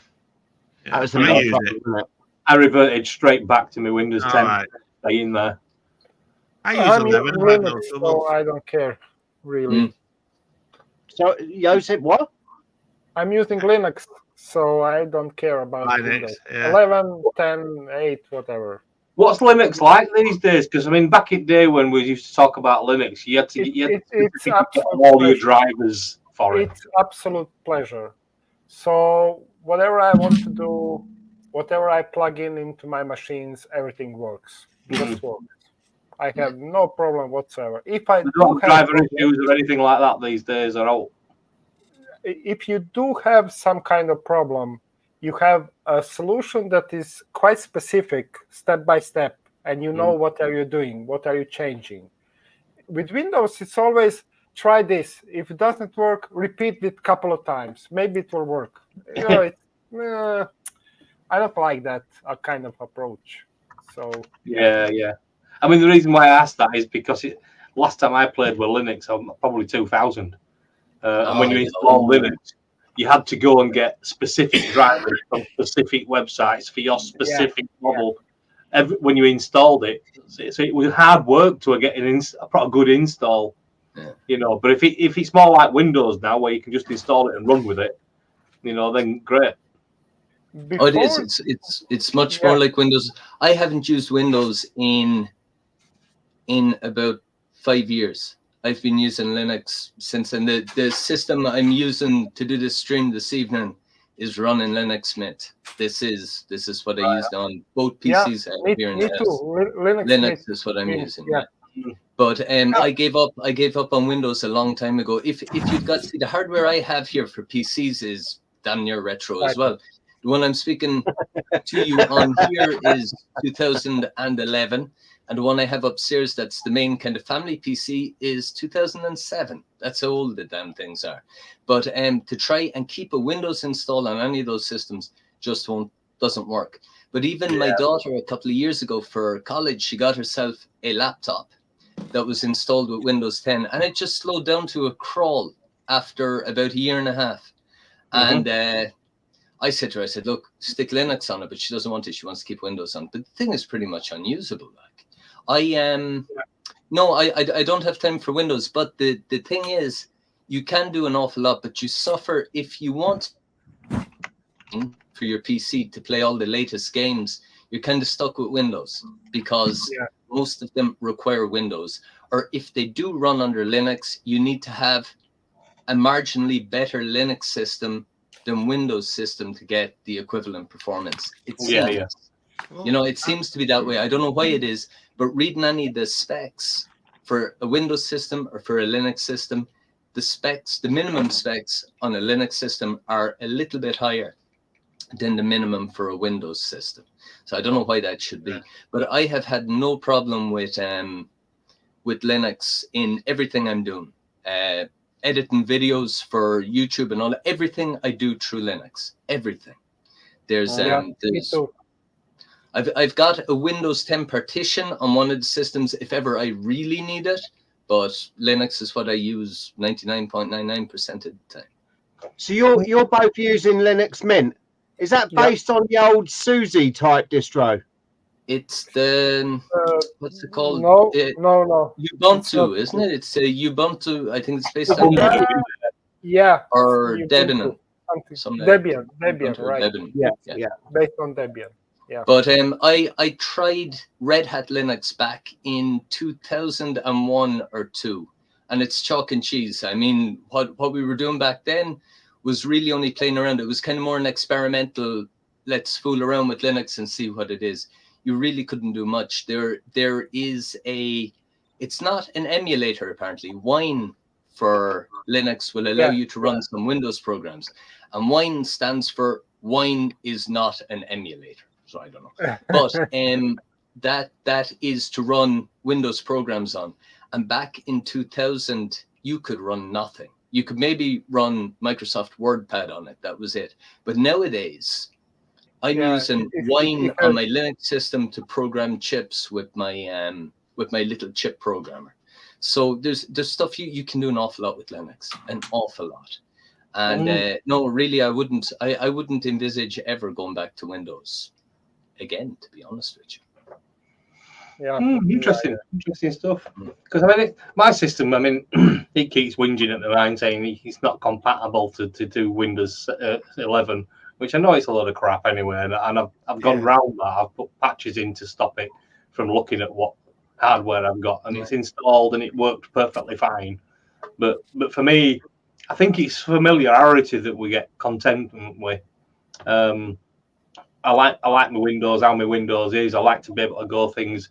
These laugh at me because everything's to hand. If I want to go over here and pick something out for programming chips, I can pick some out of my drawer for programming chips. If I want some memory chips, I can lean over this way and pull some memory chips. And it's the same for me with Windows. I'm so familiar with it because I've had it so long that I can just go to whatever I need to go to. And that's what makes me feel like staying with Windows. But I don't like it when they completely change things like they did with Windows 8. Everything become tabs and everybody hated it. And it seems like it's gone to like a Mac.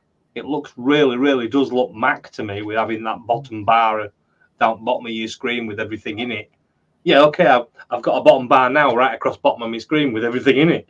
But with Windows 11, it's like a little half moon. It's just, it really does look Mac. Change that back to look like 10. That's what I've done. Yeah, I know, but then you've got to go into settings and you've got to change settings to make it look like this. And, and it's like, nah, I'll just stick with 10.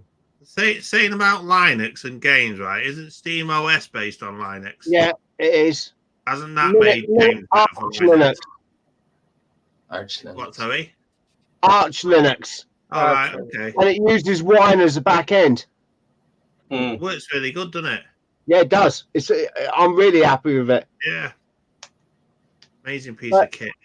My problem with Windows 11 was yesterday I had to set up a brand new laptop.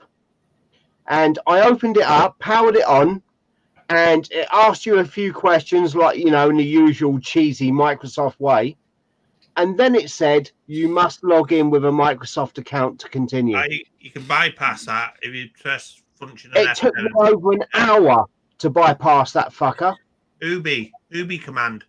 Yeah, I had to use an Ubi command. Yeah, that's Then you got to go in there and do it again and knock off your internet. Because you've got to go ipconfig release to let go of your adapter. And then you got to step backwards and then tell it that you don't have an internet, and it will let you create a local account. It's absolutely diabolical. They need a kick in the nuts for that shit. Yeah, I use Ubi bypass NRO or something like that. It's that's it. Yeah, Ubi bypass. So I have to use it when the setup machines to work. It's diabolical. On a brand new device. Yeah. You shouldn't have to have a Microsoft account to use a bloody computer. No. Yeah. Yeah, but all your keys and stuff are registered to your account, aren't they? It's like if I format this one, install Windows straight into it, move partitions out of it, just complete wipeout and reinstall. All I do is log back in with my account, and everything just goes ping, all registered. Yeah, but the thing is, Steve, it's choice. They're forcing you into a corner that you shouldn't need to be forced into, except for their own reasons of forcing you into that corner. Yeah. And it's a fucking shitty move. Do you know what else fucking winds me up? Those fucking auto-renew fucking things. Have you ever heard of the VPN called Surfshark? No. No? Right, well, you know what VPN is? Yeah. So I've renewed my VPN and it turns on auto renew and it doesn't let you turn it off. You have to go to their help desk to turn it off. That's fucking shitty. When you're on an 18-month contract or something like that, who the fuck's going to remember that? Yeah. It's terrible. It's just really bad practice. Yeah, I know what you mean. But they all use that. So you can sign easily, but then when you want to cancel something, that's when the trouble begins. Yeah, exactly. Yeah, business politic. Yeah, that's why I like old stuff, because the old stuff before the cloud, it was before all that bollocks. You bought it, you owned it. Nowadays, you buy it, you don't even fucking own it. Nope. And it's same with the mobile phones. For example, whatever OS that you buy, for instance, for not the iOS, the Android phones, until you put your account in, your Gmail account, you cannot do shit with that phone. That's right. You cannot do anything. Yep. So Same with Apple. With the That's Apple it. ID, you can't do shit. Yeah, same thing. So hang on. Even after you put your shit in, you can't do nothing with an Apple.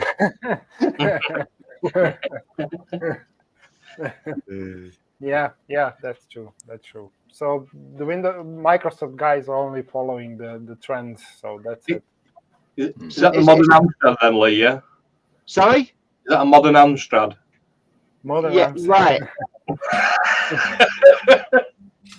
Well, hey, Apple picked up where Amstrad left off. You know it. I actually left Android to go to Apple because it was a lot more convenient for me. It just logs in everything. I just look at it. It's so good. Yeah, but so does that Android. Mine didn't do it that well. The Samsung S21 was crap for that. The face recognition on the Apple is far superior to Android. Yeah. Why are you doing that? But that's it. You can't do anything else with it. What else can you do with it? That's all I want a phone for, logging my accounts. That's it. I just use it for looking at YouTube, and that's it. Making a phone call now and again. In fact, I don't make phone calls hardly. I just message people now.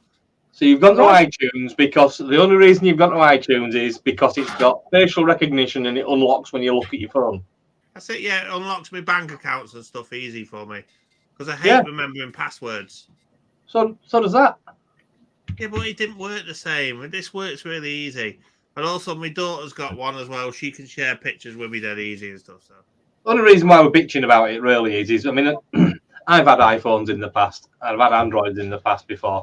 But I like the freedom with Android. Yeah. I like, you know, if I want to watch a film, if I want, say for instance, right, somebody said, right, we're going down to London, jumping back at car, we're off. So if I want to sit in back at car and watch a film, I can plug a USB stick in end of it and watch that film. Yeah. iPhones you can't. You've got to go through iTunes and then you've got to transfer it to your phone. You know, and if I want a ringtone, I can just stick an MP3 track straight on it and select it. yeah. iTunes you can't. You've got to go to App Store and get an app to convert it to a ringtone for you. And you've got to go into that ring, your MP3, and then sample that, and then you've got to allocate that to the ringtone. It's like I agree with that. That's good on Android, but also that's bad on Android because it means you can easily get viruses and stuff on Androids. I've had Androids probably for about last 8 years now. It's I never have had as about well. I have. I mean, the last iPhone I had was the iPhone 4 when that came out. And Yeah. then since then, I was on Android, and it's only since now I went back to iPhone, and I've not regretted it. I actually like using it. I find it much more user friendly. I fell out with them as well because when they first come out, the iPhones, they were great. They were a fantastic bit of kit. And then iPhone 2 come out, and it were absolutely fantastic. You could use all your headphones, all your car adapters, and then iPhone 3 came out, and that were wonderful too, because you could use all your phone adapters, your car ports, and all everything. And then they brought iPhone 4 out and went, stuff you can buy everything new. Yeah. We'll just change all the adapters so you can't use it anymore. My headphone sockets are gone now, haven't they? Because everything's Bluetooth. That is, yeah. I mean, technology's moved on a little bit since, but it were a bit like Commodores. We all had a user port. We all had a tape port. We could use as peripherals into the different systems. It were great, you know. But for Apple to do that and just go stuff the customers, they'll just have to buy everything new again. You know, I don't like that attitude with it really. And I moved away from Apple around about that point, and I've never really gone back. Yeah, I've never owned an Apple. I owned one of the first. I think it was a Gen 3 iPod, the black and white one, and I used that iTunes, and I've never swore so much in my life. Are you sure? when doing fucking Foxy software. What about when when he was swearing, he was shouting, "Come back, Amstrad! All is forgiven." This iTunes was the most infuriating piece of shit, flaky piece of software I've ever used. Yeah, it's terrible. Yeah, but you don't need to bother with Android, do you? Because you can just plug it straight into your PC and just do whatever you want with it. Yeah, exactly. And that's what I like about the Android, and that's why I don't like iTunes anymore, iPhones and stuff like that anymore. They're good. Don't get me wrong. I mean, I was stood at work and there were 5 floors up, and we were looking out in car park, and somebody who's parked that car there, so we thought we'd have a look at reg. So I pulled my phone up and scoped down to have a look, and you couldn't really read the reg. My mate had the latest iPhone. He scoped straight down, photographed it, and it was crystal clear. You know, so there is subtle differences between the two. You know, I've got to admit the iPhone does have a better camera for quality than what the Android do. But it's all trade-offs, isn't it? It is, definitely, yeah. It's all trade-offs, and I just don't like being locked down. I like freedom. I think that's the problem. That is the lack of freedom, and that's being taken more and more for granted by especially younger people now. Because they take it as the norm. Yep. You know, I was having a conversation with my son on when I took him home the other week, and it was last weekend. So I'm taking him home, and we're talking about Fortnite. Yeah. And I fucking hate that game, right? Yeah. But he's telling me, well, it's a great game. I said, no, it's a bird with a big arse and a pickaxe. Running around. Well, it is. Running round, hitting things with his pickaxe or shooting people. I said, that's your game. I said, they're trying to flog you all these things. And he said, yeah, but it's not a lot of money. And I said, but it's real money for something to make you look like something else. Yeah, exactly, yeah. And this is where we're going with this, because transactions. Yeah, and with the new generation of people, they're taking that as the norm. Yeah, that's okay. It's not much money. Well, look, your Xboxes now. I mean, your Xboxes. You buy an Xbox, you buy a game, and you don't even have the game on the disc. You have a download instigator on the disc. Yeah. You know, so you're not buying the game. You're buying the right to be able to play that on that platform while that platform exists. Yeah. This is why I say the 360 and the PS3, 4, possibly 4, will be your last generation of retro computers as time moves on. Because as soon as your Xbox One falls off the platform, you know, you can never play them games again. Yeah, that's true. Like on a 360, you can't you? You can still buy the disc, you can whap it in, you can still play the game, don't need internet. Yeah, you know, sell games. Yeah. You're not going to get that with modern consoles and stuff, even your PS5s. What's the point?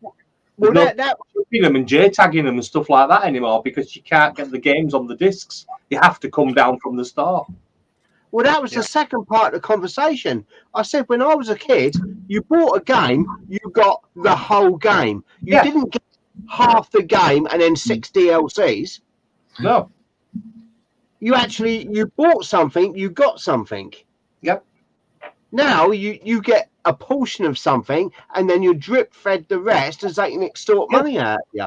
Yeah. Well, I noticed that with like the Black Ops back in the day and on the 360. Yeah. You installed the whole game to disk drive, and then when the new pack came out, you bought it and you downloaded a 3 meg file. And all it did is unlock that map. You already had it all sat on your hard drive. They just unlocked that map when you paid for it. That's fucking uncanny because Call of Duty was something else we spoke about in the same conversation. Because I said if one person in your clan had the map, you all had to buy it.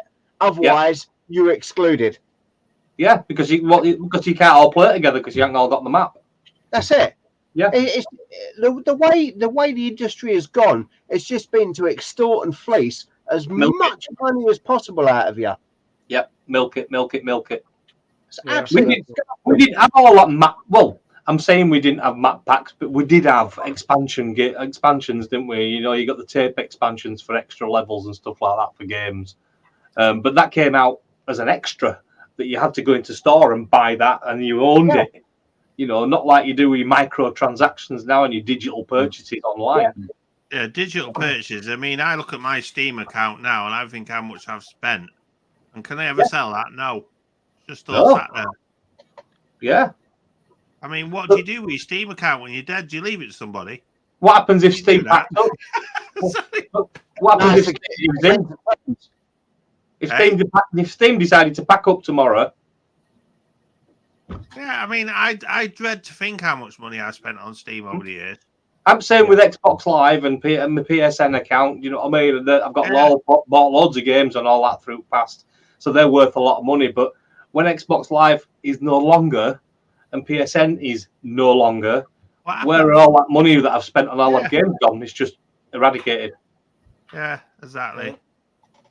Which I don't like. You know, the modern stuff, our games now. I mean, if we bought Arkanoid on MSX, still had Arkanoid on the Atari. And you got the full game on the cassette, didn't you? You bought it. You're purchasing the game. You owned it, yeah. Yeah. I don't know what's more worrying, the fact of everything we've just said, or the fact that my son was like, well, that's okay. Well, it is okay because that's the condition to. That's what they're used to. Because that's all he knows. Yeah. Yeah, so exactly. This entire thing is being propagated now by people that don't know any different. But in the same breath, don't you think it's us that's fueled it to be like this as well? With the likes of back in the day with his copies, with his Commodore 64. Oh, bollocks. No, I'm not having it. No. Now what they're doing is keeping their games on their servers. You play it. Alan Sugar's fault for fetching tape to tape out. That fucking Amstrad again. Right, no. All I know is, right, that people like Archer McLean, Tony Crowther, they made a shit ton of money, right, making video games. And were they copied? You fucking know they were, but they still fucking had Porsches and shit. Exactly. Yeah. Right? I sat there and watched this thing about EA. And they're going on about piracy has cost us X amount. And I can tell you now, right, if you copied a tape back in the day, it's because you couldn't afford it. So they didn't lose fuck all because they weren't getting that money out of you because you didn't have the fucking money. You didn't actually cost them anything. They just think you did. Yeah. I mean, don't get me wrong. I mean, we all had his copies and stuff like that back in the day. But when you think about it, out of the 100 copies that you had, say, there were probably only 5 that you played. Yeah, that's true. Yeah. Especially you know with Amiga. All that money that you would have bought all them other games, you wouldn't have spent anyway, you know, because the crap. Yeah, you know, games people would have jumped out onto that fact anyway. They did through magazines. You looked at a magazine rating and thought, not buying that. Yeah, but I remember that the Commodore 64, just before it kind of went, when I was 13, 14 years of age, I didn't copy an awful lot of games for that because all I had to do was buy a magazine and there was a load of games on the cassette. They were giving away full games at that stage. So that was the way that was being done. But I think what's after happening nowadays is a marketing thing. And they've seen that they could do like they did back in the day and that'll give them so much money. But if they do it the way they're doing it now, they can mop up an awful lot of extra money. And I think that's the reason it's happening. Yeah, they can. There's no production. There's no game discs to make. You know, if the internet didn't exist, we'd be doing it the way we were 30 years ago. But now that the internet is here, it's like another way. It's just a thing moving on, I suppose. But it's not particularly a good thing. But remember, there are sites out there like GOG.com who you buy the game, you can download it, and it's yours. You know, there are so it still is. You know, they're the way it used to be as well. Well, not really, but kind of. It is on PCs, and I mean, most of the time with the PC game, you are even with the discs you install, you get the full game and it installs into it. Yeah, okay. Yeah, but with Steam and that kind of thing, it's not the case. You know, when you buy a PC game on Steam, even if you have it on your hard drive, I heard stories of a guy who was working on an oil rig, and he had I don't know how many games on his hard drive, but they didn't have an internet connection on the rig.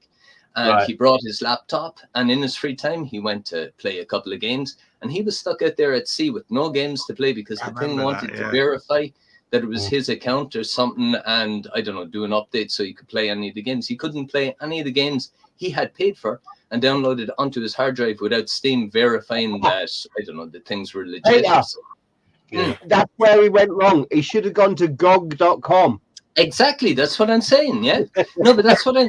But the I know I'm not an advocate for GOG or anything, but I have bought a few bits and pieces from him in the past, and I mean, I have.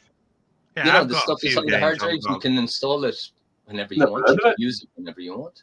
Never heard of it. Yeah, sometimes they're cheaper on good old games. GOG, Yeah. good old game, Yeah. Steve. Good. Right, Yeah. I'll have to look at Yeah, that. no, you should check it out. And they've got new games that come out the whole time as well. I mean, there's it's not just old stuff. But yeah, no, I would go to them if I were to buy stuff game wise. But I'll be honest with you, I haven't really played any games that were new in a hell of a long time. Because I've been doing what I do, or lately I've been in front of the screen trying to program the damn things. But I haven't played games in a very long time.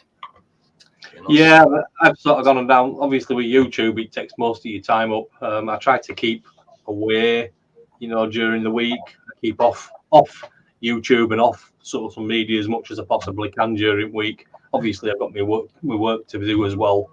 So on evenings, I tend to just keep away from everything and spend that time with myself and family and stuff like that, and doing other things, normal things, TV or whatever, just having a meal or whatever.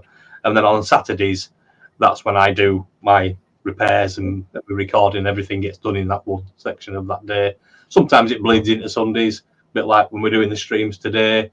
Or if things didn't go well on the Saturday, you've got to sort of catch something else up to do on the Sunday to try and get something out for the weekend, But yeah, it does take a lot of your time up. But I've gone down a similar kind of rabbit hole with you moving to coding, to me, from playing me retro games that I never get a chance to go in there and play on them anymore, because I'm always in here doing repairs and recording and stuff like that. That's what I found as well. Yeah. Just when I come home from work in the evenings, I pop down here to the basement. I say, I'm only here for 20 minutes, and 3 hours later.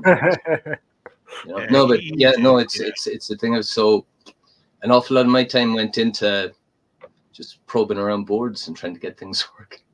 Yeah, it does. It does. Takes a long time, YouTube does, doesn't it? Yeah, and that's why, if you notice on my channel, most of the time, if you look at most of December videos on my channel, I'm doing games. Bit of a review of a bit of a playthrough of something, because I like to use December as a getaway from everything, and just unwind a little bit and play some games, for God's sake. That's got to work as well, don't you? Yeah, you've got to get away from work as well, get away from that side of things. But I've got some good time off this year. I'm off from 15th. That's my last work day, right up until the New Year, then into the New Year. Good. Oh, that's nice. Lots of videos then. Nice. See whether it might get lots of feet up and lots of brandy. Doing years worth of videos a year off.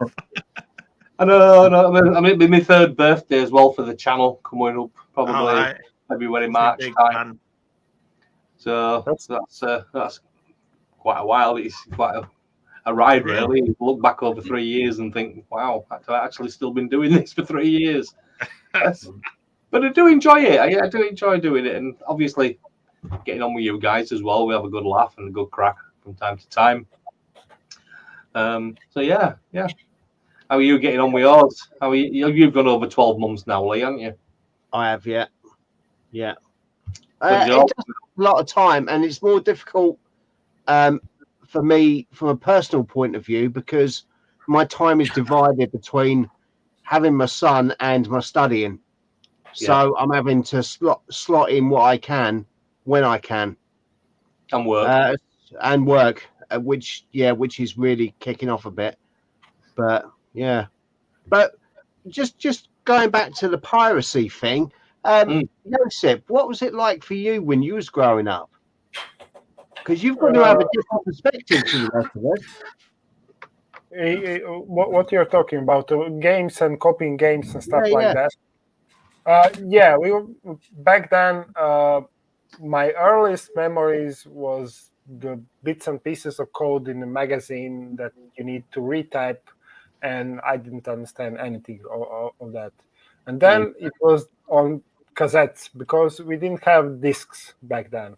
So the first thing that I saw actually was cassette, and we had few copies of those, but some of them already had the protection, so we didn't know how to deal with that. And once the era of PC really catch up, and then it was just copying disks all over the place, everything that you can. And that was the era before the internet, so everything that you need to copy, it was done by foot. You will take the empty disks, walk to a certain position, copy that to friend from friend, and then come back home and test it. Yeah, just same as what we did at school. Really, we used to take us in, taking swap tapes with his mates and stuff at school. X-Copy Pro. That's it. Amiga days, right? Yeah. I used to use those. I'd left school when Amigas came out. Yeah, I used the orange. What do you remember the orange woolly tapes? I used to use them, the computer tapes. So orange. Yeah, I've got some of them actually. I've got the Boots tapes. Is the ones I've got. Yeah. The orange and black. Yeah, the black and yellow ones. Yeah, that's them. Yeah, we used to have the adapter you plug in back of the Commodore 64 that allowed you to connect the two. What's his name? Cassette decks. Play a new one. It used to copy every corner of the new one. Yeah. I've got a pack of 10 of them from PCB. I had loads of them. Yeah. Do you know what? Because they're only a C15 minute tape. That was what they were. Yeah. Yeah. If you get any game on tape, if it's only got a real small amount of tape inside it, it's going to work. Yeah. If you get a tape with a lot of tape inside it, it's going to fail. Yeah. And I don't know why, but it seems to be that the smaller the tape inside here, the more of a guarantee that tape's still going to work. And I love these C15s. I've got a couple of these that's still sealed. They were great, yeah. I remember them going Woolies to buy them. Yeah, I used to get them from Boots all the time because I wanted to copy my stuff from school. And then I remember when I was at college, I basically RAD the whole software up off their computers or Word or Superbase 4, Pascal and everything. I RAD it all up onto loads of disks and took them home and put them all on my PC. But there's no copy protection. You could just like RAR everything up over multiple copies. Yeah. That's how it was through DOS. Yeah. I did say... Go on. Once you got to the Atari ST and the Amiga, the copy protection, especially that fucking Rob Northern bloke, Jesus Christ. that did, of course, some grief. There was a group of people I know, and one bloke, he had the, was it called the Cyclone that plugged into the Amiga? Yeah. With the X-Copy Pro? I remember X-Copy Pro. That's, yeah. Well, he had the actual hardware dongle thing. No way. You plug that in, and it takes a perfect one-to-one copy. Yeah. Well, we used to just go. We used to go to a computer club. It was called. But you go in there with 100 blank discs, and every you go in there, every Amiga's running X-Copy. You just go around table to table, and you just end up with hundreds of games that you never played. Like Steve said, you do. I mean, I would do it 360s. I would doing firmware updates on the disk drives for 360s, so they could run the backup. So we're doing a lot of that. I mean, I had a lot of 360 games originals because at the end of the day, you know, you have to play smart. You know, if you're going to get done for copies in your house, you need to have an original there. Do you know what I mean? So I was doing a lot with backups, and I was doing a lot with doing the disk drives and the JTAGs and stuff like that. And as soon as it moved away from 360, that was it, flatline. Because everything's on, what is it in it? I think after that, though, the biggest one that got hacked was I used to go to Manchester Computer Show, and when you went there, outside along the grass was loads of people with like pieces of cloth for selling loads of copied games.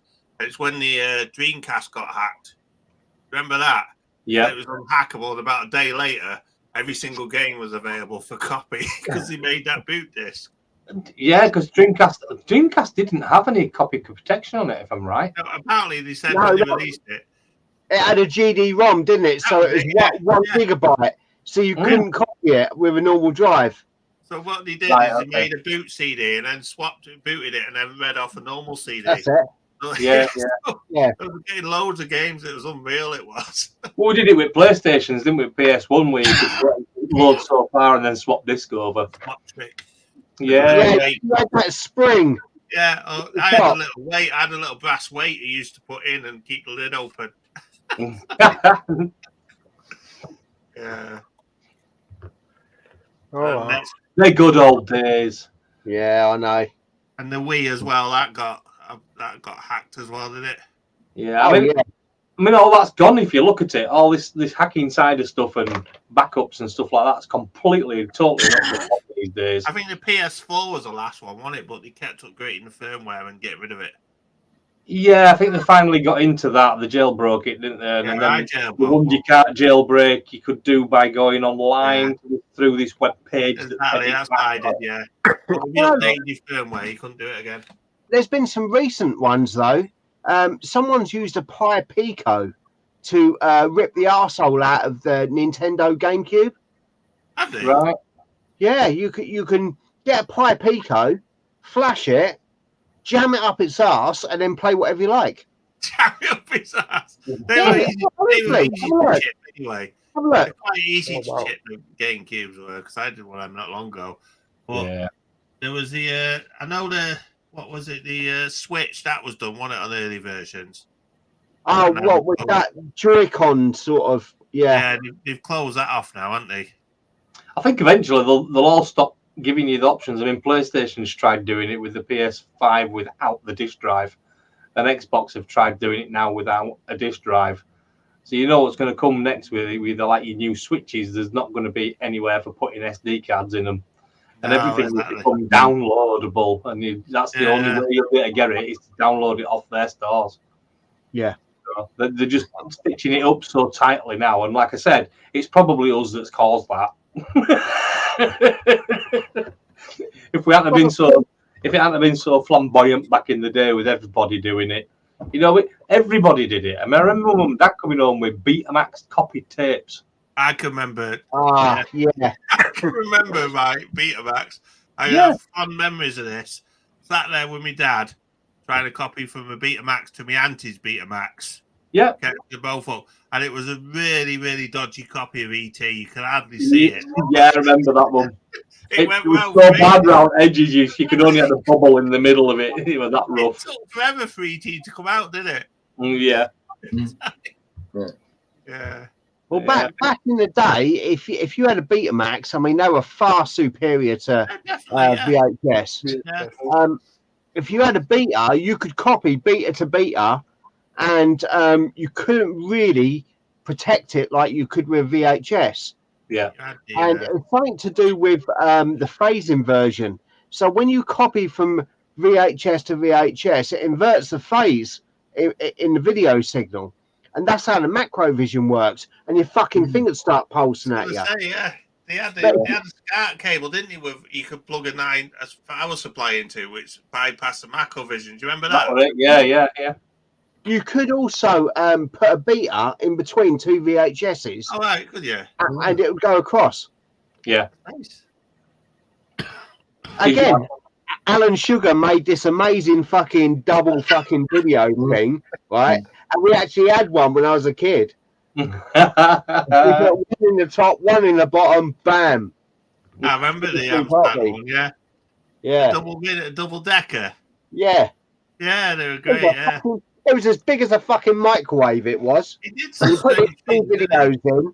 They never worked for me. They never worked for me. Them twin tape decks on hi-fi systems and stuff like that. Trying to copy a Commodore 64 game on one of them. The amount of time that recording level down a bit, recording level up a bit, recording level down a bit, and the amount of times it would just fail every single time. I don't know how anybody used to do them through them. It just shows, doesn't it, about you could have the better technology, but it doesn't catch on. It's like Sky B was digital before Sky was analog. Yeah. And that didn't catch on. And obviously you had the Betamax, obviously didn't catch on. Yeah. Before that, you had Video 2000, didn't you, where you could turn the tape over? Yeah. Remember that? Yeah. That was shit. That was Amstrad's. Yeah. Bit like Laserfist. You can get 5 minutes on one side of it and then flip it. Yeah. Do you remember that fucking Amstrad emailer? I was going to say the telephone thing, yeah. What a fucking bunch of wank that was. He made some strange things, didn't he? I don't know. What was even worse, right, was the fucking Amstrad, I don't know, what would you call them? Fucking hi-fis, right? These fucking lo-fi units, you used to go inside and everything was one PCB on the front. The rest of it was empty space. Exactly. Yeah. Oh, some of the biggest amount of bollocks you've ever seen. You don't like Amstrad at all, do you? What? Oh, these were shit. Do you remember the VU meter? It was like 5 LEDs, right? And he'd space them out on the PCB. They look cool, though. I mean, Bush did similar ones as well, and Albert, didn't they? Bush, Albert. There was another one that was just as wanky. It was called Seisho. Do you remember them? Yeah. Ranks up there with Matsui. Fucking hell. Utter garbage. It's got Sony guts, yeah. Oh, Jesus. Do you remember dear. Ferguson Video Stars? Oh, yeah. Was it used to shake the house when you used to press eject and they'd make about 1,000 noises before they used to go like this. Open. Yeah. About 10 minutes. You mean, what are you doing? All mechanical. Everything was mechanical back then, wasn't it? There was none of this bloody electric servo. You're right about that fucking sound, though. That was bizarre. Exactly. Yeah. You tried to get the porn video out before your mum and dad caught you. You couldn't get it out. I can't remember the make of it, right? You press play on the VHS and it played, it go like da, da, da, da, da, da, da, and then it would play. And that was it played this little tune, but it was like a hum. Unreal. They just press play and it's instant, innit? They don't know things like that. Kids don't nowadays. No, definitely not. Or when it's used to fucking tape up, you got to get the cunt out. Halfway through a film, you hear that noise. There you are. You got a set of biros in your hand, like Edward bloody biro hands, and you're in there trying to bloody coax all the tape out the guts. Quality. I know what you're saying. Yeah. There we go. Yeah. Oh, they were good days. They don't know the struggle. Yeah. Where they gone now? Well, guys, it's almost 2 hours that you're streaming. I would like to call it a day. You look knackered, mate. I'd like to call it a day. You just woke up. Oh, dear. No, you're right. There we are. Yeah. It's been a long one. Yeah, it's been a long day. It's been good to catch up as well. So what we've got going on for Christmas? Oh, for Christmas, yeah. Nice. We have to do something, right? We'll do something.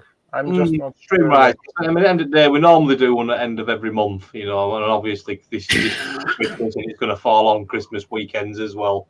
So it's going to be a bit tough, that one. So we'll have to think about seeing what we can do. I'm going to do a stream anyway in between Christmas, around about Christmas, for us all. As I do believe that you guys are going to do me a little video clip, a little Christmassy video clip. If Rudolph outfit on. If we're going to do something over Christmas, it's probably better between the two events. Yeah, I know what you mean. Maybe day after Boxing Day or something like that. I'm going to do it anyway, and it'll be open for you guys to be able to come in anyway and join us in. Yeah. If you can't make it and you're going to make a little bit of a video clip, I'll throw them in for people to watch as well. So that'll be quite interesting as well. We'll definitely do something. Yeah, we won't leave them out. We won't leave you guys out. But yeah, it's been good. It's been a pleasure as normal. Good to see you again, Peter. I've not seen you for a while. Yeah. Thanks very much. That 6809 shit. Oh yeah, we'll try anyway. I'll try my best. I don't know if I'll manage anything usable or not, but I'm having fun doing it. You will, just stick with it. You will, you'll get there. No, yeah. Anyway, I've got to finish up the old Atari Basic series as well. I've got 2 or 3 more episodes on that, and that'll be done. So hopefully before Christmas I'll wind all that up, and then in the new year we might be able to do a little bit of hardware stuff again. Nice. Cool. That's nice. Okay. So thanks for having me, guys. Thanks, Joseph. And see you soon. See you soon, mate. Thank you, guys. See ya. Cheers. Bye. Bye. Yeah.